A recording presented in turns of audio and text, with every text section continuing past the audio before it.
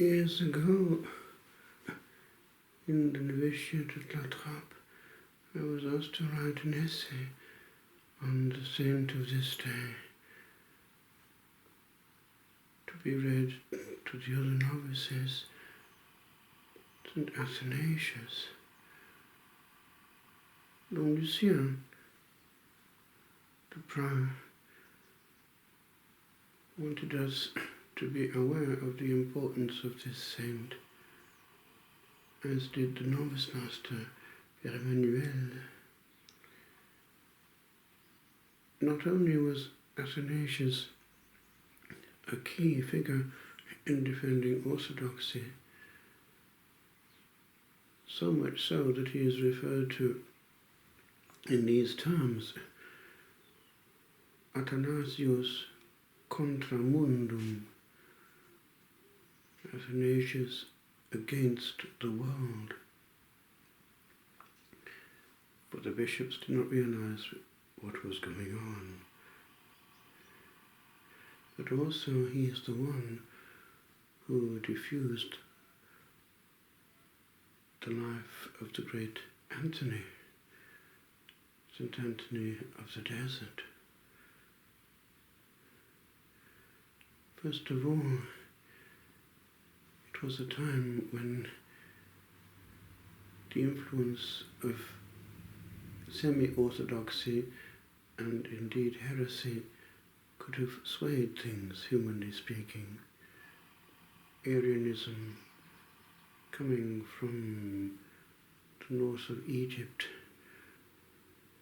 was becoming a real threat, and things were complicated by the fact that the emperor in the East easily used to meddle in church affairs at this period, and the danger was that a compromise could be got through semi-Arianism by using a watered-down formula. Athanasius was already present when he was helping his own bishop at the Council of Nicaea, which defined orthodoxy as we know with regard to the Trinitarian dogma.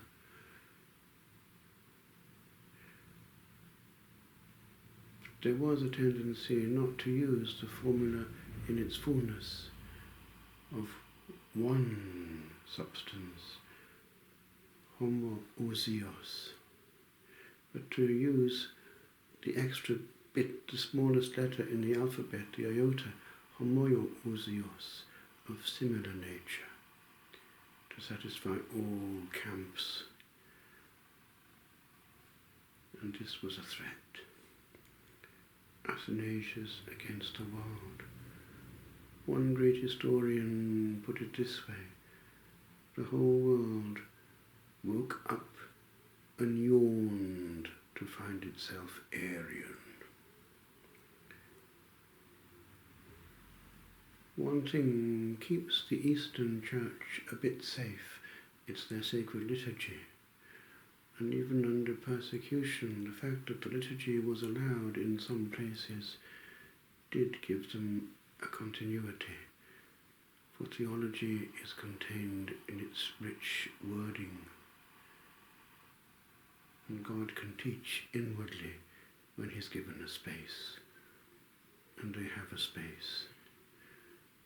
In Romania, I was talking to a good priest out there, and he was saying how their liturgy and their iconography give us access to God, hesychia, the stillness which they perceive, and in which they easily can hear the still small voice. We are contaminated in the West by the high-speed Western culture, which has seeped into our churches too, complete with its noise and jarring sounds. God prefers stillness and serenity.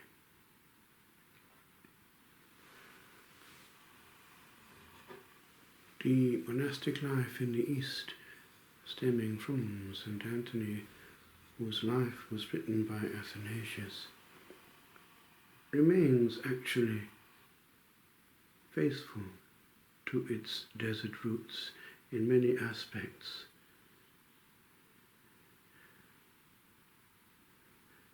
They always wear the habit, they always have the beard, they always have the unchanged liturgy, they always have the unchanged fast, and that is quite severe.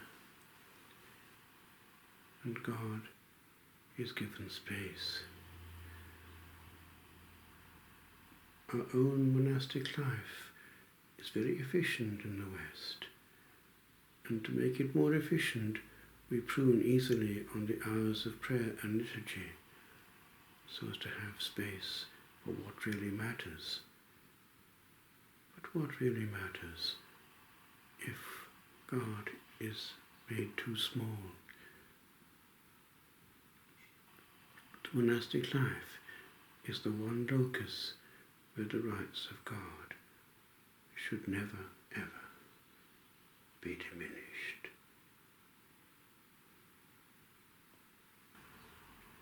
Agios ateos, agios ischiros, agios athanatos, eleis onimas. Agios ateos, agios ischiros, agios athanatos, eleis onimas. Agios ateos, agios ischiros, agios athanatos, eleis onimas.